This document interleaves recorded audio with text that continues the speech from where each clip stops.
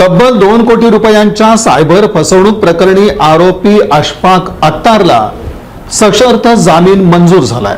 Online परीक्षा आणि मुलाखतीमध्ये सायबर तंत्रज्ञानाचा गैरवापर करून आयटी कंपन्यांची फसवणूक तसंच उमेदवारांकडून पैसे उकळल्याच्या गाजलेल्या प्रकरणातील आरोपीला सोलापूर न्यायालयानं सशर्त जामीन मंजूर केला आहे। या प्रकरणात तब्बल 2 कोटी रुपयांच्या आर्थिक फसवणुकीचा आरोप करण्यात आला आहे। सोलापूर शहर सायबर पोलीस ठाणे इथं दाखल गुन्ह्यानुसार आरोपी अशफाक हिफजुर रहमान अत्तार वय 46 राहणार राजेश्वरनगर विजापूर रोड याच्या विरोधात भारतीय न्याय संहिता तसंच माहिती तंत्रज्ञान कायद्यान्वये गुन्हा नोंद करण्यात आला होता।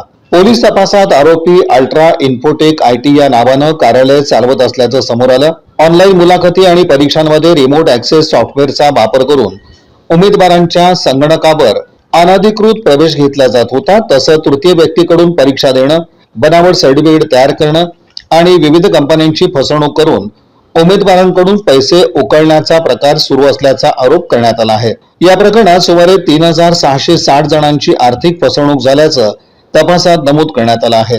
पोलिसांनी एप्रिल महिन्यात छापा टाकून संबंधित कार्यालय सील केलं होतं। कारवाई दरम्यान विविध कंपन्यांचे लॅपटॉप, सीपीयू, मोबाईल फोन आणि इतर साहित्य असा 62,700 रुपयांचा मुद्देमाल जप्त करण्यात आला होता। दरम्यान आरोपीतर्फे दाखल करण्यात आलेल्या जामीन अर्जावर सुनावणी दरम्यान बचाव पक्षाचे वकील ॲडव्होकेट कदीर आवटी यांनी आरोपी तपासात सहकार्य करत असून आरोपपत्र दाखल होण्यास कालावधी लागणार असल्यानं कोठडीची आवश्यकता नसल्याचा युक्तिवाद केला। कठोर अटी घालून आरोपीची उपस्थिती सुनिश्चित करता येईल असंही न्यायालयात सांगण्यात आलं। दोन्ही बाजूंचा युक्तिवाद ऐकल्यानंतर प्रथम वर्ग न्यायदंडाधिकारी एन मोर यांनी आरोपी अशफाक अत्तार यास सशर्त जामीन मंजूर केला। या प्रकरणात आरोपीतर्फे ॲडव्होकेट कदीर आवटी, ॲडव्होकेट वैभव बोंगे, ॲडव्होकेट ओंकार पडतरे यांच्यासह अन्य वकिलांनी काम पाहिलं, तर सरकार पक्षातर्फे ॲडव्होकेट कुलकर्णी यांनी बाजू मांडली।